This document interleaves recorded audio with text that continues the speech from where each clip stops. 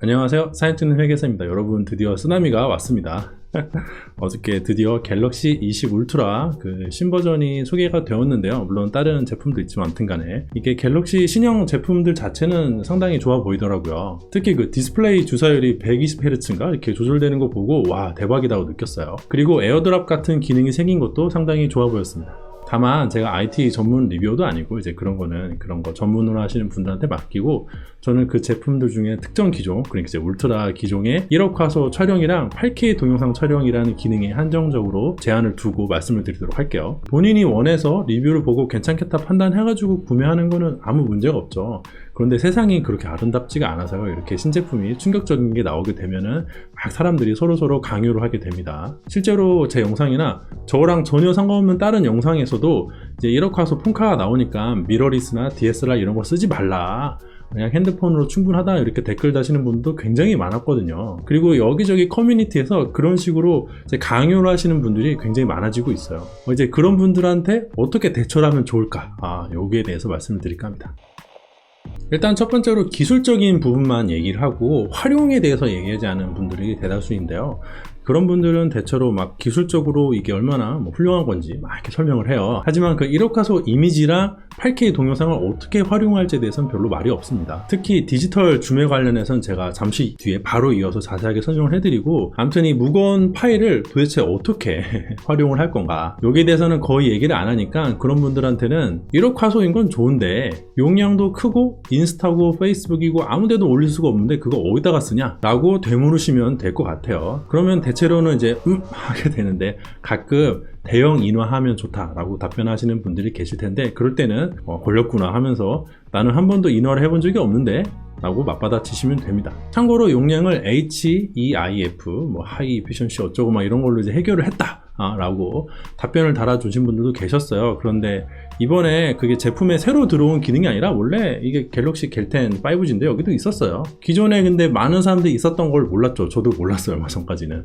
근데 사람들이 사용을 거의 하지 않습니다. 왜냐면 굳이 사용할 필요가 없고, 그게 이제 추가적인 비용이 발생하는 경우도 있고요. 또 호환성 문제가 아직 해결이 안 되었기 때문이죠. 그래서 그거 가지고 새롭게 뭘 해결한 것처럼 말씀하시면은 조금 약간 핀트가 벗어난 말이라고 생각을 하고요. 그리고 그렇게 해서 그게 만약에 용량이 한 20메가 정도로 낮아진다고 하더라도 이미 20메가도 큰 용량이에요. 제가 지난번 영상에서는 보관하는 것만 주로 말씀드려서 다른 부분에 대해서 말씀을 잘 못 드렸는데, 그거를 카톡이든 페이스북이든 인스타그램이든 전송이 잘 안 되고요. 카톡 같은 것도 단체 카톡방에 여러분들 4메가 5메가짜리 원본 파일 계속 여러 장 올리면은 솔직히 그거 좀 짜증나고 그러지 마세요 라고 화내는 경우도 있잖아요. 왜냐면 그건 이제 따로 클릭을 해서 다운받아야 되는데 이게 심리적으로 약간 좀 그러니까. 그런데 20메가짜리 파일을 갖다가 글쎄요, 그걸 어디다가 쓰면 좋을까요? 나는 이렇게 쓸 거다 라고 생각이 딱 드시면은 그렇게 사용하시면 됩니다. 하지만 나는 그게 뭔지도 잘 모르겠고 평소에 HEIF 이런 게 뭔지 관심도 없으며 1억 화소 사진 갖다가 도대체 어디다 써야 될지 모르겠다 라고 생각하시는 분들은 구매하지 않으시는 게 좋겠죠. 그 다음에 포인트는 서로 강요를 하지 않으면 되는 것이에요. 그리고 JPEG도 보니까 살짝 제가 기대했던 것보다는 더 압축을 했던데, 글쎄요, 그게 JPEG 작게 만드는 거는 누구라도 할 수 있어요. 저도 1억 화소짜리 제가 가지고 있는 이미지들 10메가로도 만들 수 있습니다.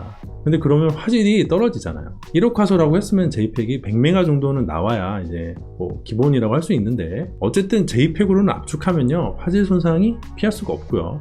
그 자체가 1억 화소가 잘 감당이 안 된다라는 어떤 반증이라고 저는 생각을 합니다.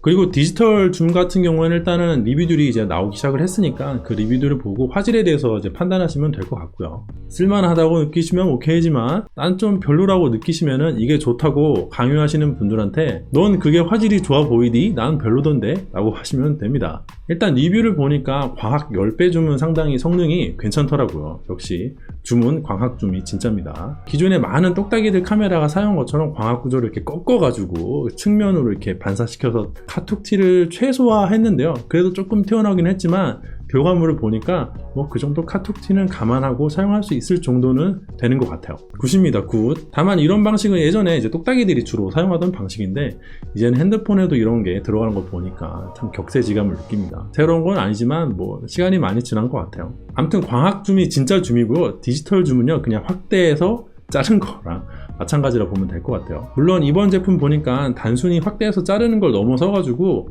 소프트웨어적으로 막 이렇게 보정을 열심히 해서 짜잔 하고 이제 보여주는 것 같은데, 그게 약간 좀 쇼 같기도 한 게, 이게 촬영된 사진을 보여준 다음에 빙글빙글 돌아서 짠 되는 게 아니라 이걸 줌을 하면 애니메이션이 보여주고 있잖아요. 왜냐면 촬영을 하기 전에는 애니메이션으로 동영상으로 현재 상태를 보여주고 있는데, 그렇게 보여지는 동영상이랑 실제 촬영되는 사진이랑 완벽하게 일치하지 않아요. 화질이 더 낮습니다. 실제로 여러분들 카메라 같은 거 놓고 이제 촬영하시다 보면은 볼 때 촬영한 거랑 실제로 딱 클릭해서 촬영을 했을 때 결과물이 다른 거를 확인할 수가 있으실 겁니다. 그래서 그렇게 동영상으로 미리 프리뷰를 보여주다가 빙글빙글 돌아서 짜잔 하고 이제 보여주는 것 같은 약간 뭐 그런 냄새가 나긴 하는데, 뭐 그건 확실하진 않고, 어쨌든 보정 자체가 굉장히 세게 들어가는 건 맞는 것 같아요. 그리고 그 과정이 보면 꽤 괜찮은 것 같기도 하고요.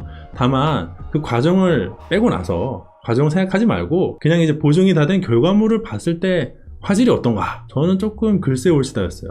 여러분들 보시기엔 어떤가요? 사람마다 생각은 다르겠죠? 저는 기대가 너무 없긴 했는데, 혹시나 해서 뭐 이렇게 그런 줌 얘기하는 거에 대해서 말을 아꼈는데, 결과물을 보니까 뭐 그냥 그렇습니다. 제가 왜 별로라고 생각하는지 말씀드리기 전에 잠깐 기본적인 설명을 하자면은, 갤럭시 S20 울트라는 이제 100배 줌이 가능한데요. 그게 어떻게 구성이 된 거냐 하니 0.5배부터 100배까지 가능하고요. 0.5배는 초광각 렌즈고, 중간 렌즈인 광각 렌즈는 1배, 그리고 망원 렌즈는 5배입니다. 그러니까 0.5배부터 5배까지는 광학 줌이고, 5배를 넘어서면 그때부터 이제 디지털 줌이 되는 거예요. 그러니까 확대를 해서 자르는 거, 디지털 줌이 되는데 100배까지 되니까 결국에는 망원 렌즈 사용하는 48메가픽셀에서 20배로 작게 사진을 잘라내는 것입니다. 느낌 오시죠? 그런데 명확하게 설명해 주는 데가 없어가지고요. 제가 보니까 광각 렌즈 같은 경우에는 가로가 12,000, 세로가 9,000이라서 이게 1억 화소가 되는 것인데, 이걸 디지털로 100배를 좀 한다 라고 하면은 가로가 1200, 세로가 900이 돼요. 이런 방식이라고 많이 오해할 수도 있게 설명이 되어 있더라고요. 근데 이건 아닌 것 같고, 제가 보기에 또 밤에 촬영도 되는 거 보니까 확실하게 망원 카메라로 요걸로 이제 디지털 줌을 하는 것 같은데, 망원 카메라는 4800만 화소니까 대략적으로 가로가 8000이고 세로가 6000입니다. 이거를 디지털로 20배 확대를 하면은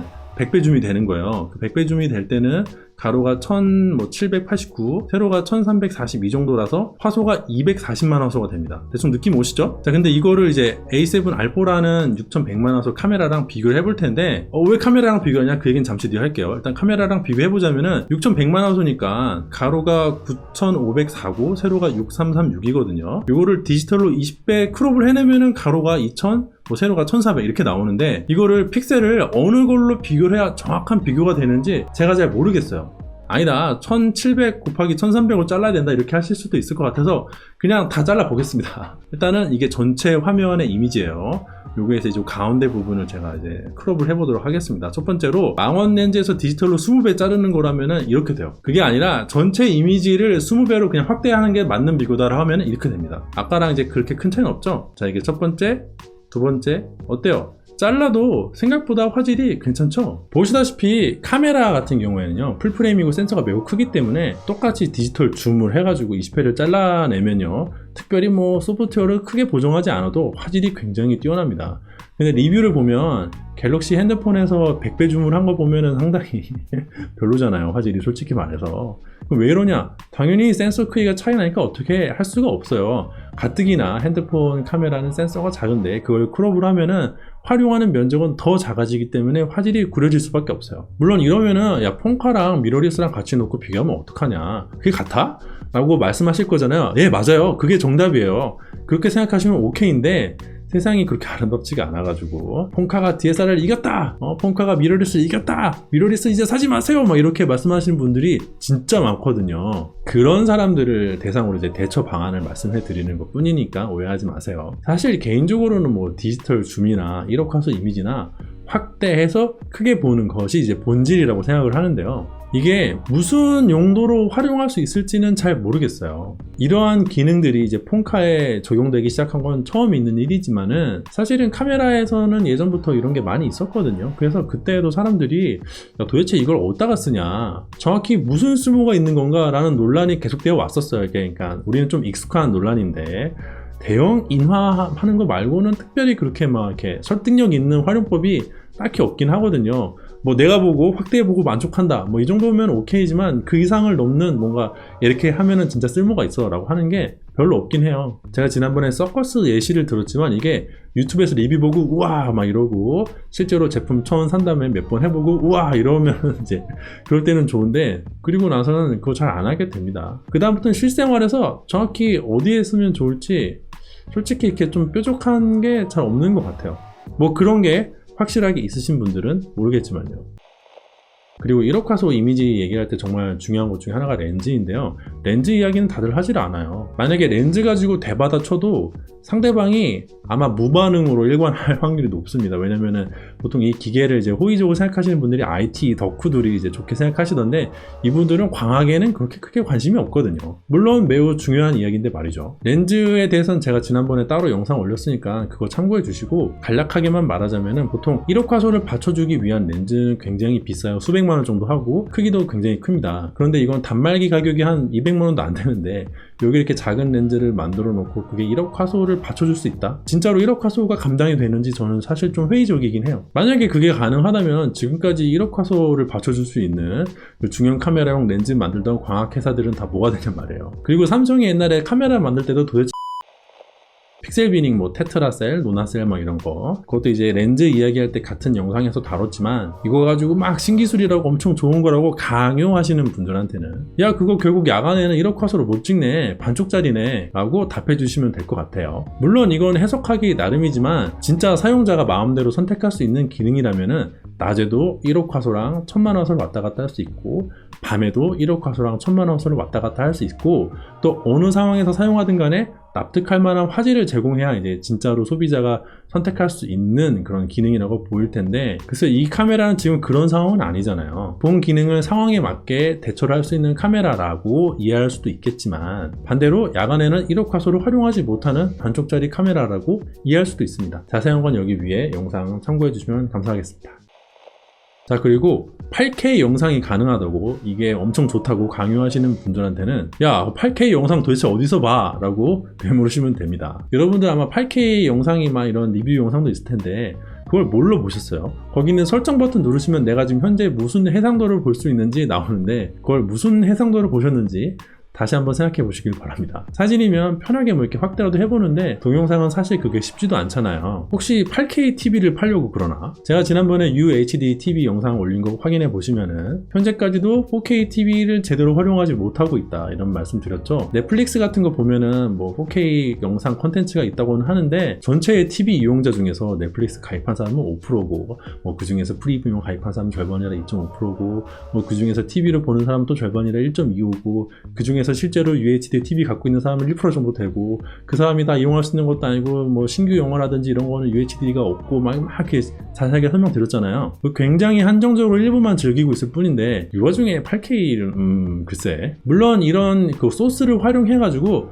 4K 영상을 내가 메이킹을 한다 라고 할 때는 의미가 있어요. 그런데 8K 영상을 편집해서 4K 영상을 출력하면요 정말 많은 비용이 들어갑니다. 시간도 많이 들어가고요. 오죽하면 4K 정도 영상 취급하시던 분들이 다들 두 손 들고 애플로 가겠습니까? 저만 해도 지금 FHD에서 30p로 작업을 하는데 영상 길이가 다소 긴 편이니까 컴퓨터가 너무 버벅거려서 굉장히 고사양의 그 XPS 9570을 사는데 못 버티고 아이맥을 주문했거든요. 그런데 8K 소스를 편집을 한다? 쉬운 얘기는 아니죠. 물론 지금 제가 하는 말이 무슨 말인지 정확하게 이해를 하시면은 뭐 제가 굳이 설명할 필요 없이 본인 판단에 맡겨서 구매를 하시면 될 것 같고요.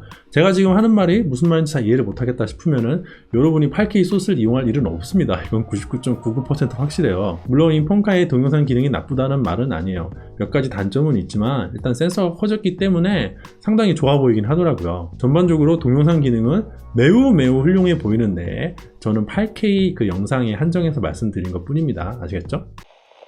자 마지막으로 또 부족한 감은 있지만 이렇게 해야 단점도 보완해 가면서 기술이 발전하는 거지 라고 막 강요하시는 분들이 있어요. 이런 분들한테는 맞는 말이긴 한데 나는 기술이 안정화된 다음에 살래 너나 사셈 이러면 됩니다. 아시겠죠? 결국 이 논리는 생산자의 기술 개발을 위해서 소비자가 먼저 눈탱이를 좀 맞아라 뭐 이런 그 취지의 말인데요. 실제로 그런 취지로 막 욕을 하면서 댓글 남겨주신 분들도 많았어요. 삼성과 대한민국을 위해서 소비자가 어느 정도 호구가 되어야 되지 않겠습니까? 라고 실제로 댓글을 다시는 분들이 많이 계셨습니다. 뭐 그렇게 생각하시는 거는 사람마다 생각의 자유겠죠. 근데 저는 뭐 그렇게까지 생각하지는 않고요. 제품은 소비자한테 효용을 줘야 된다고 생각을 합니다. 그러니까 이게 결국에는 갤럭시 2가 있기 위해서는 옴니아가 있었어야 된다는 뭐 그런 논리인데, 저도 뭐 갤럭시 2 잘 사용하긴 했지만은 옴니아 산 사람들은 뭐가 되냐고요. 과도기 제품을 조심하라고 이렇게 말씀드리는 건 너무 당연한 거라고 생각을 해요. 그 생산자 입장에서 생성되는 유튜브 영상 콘텐츠가 많은데 저처럼 쩌리 정도는 뭐 소비자 입장에서 말을 해도 되지 않을까요? 그리고 여담이지만 이 제품으로 드디어 폰카가 카메라를 잡아먹을 것이다 라고 말씀하시는 분들이 있는데 그건 진짜 오해입니다. 왜냐하면 이미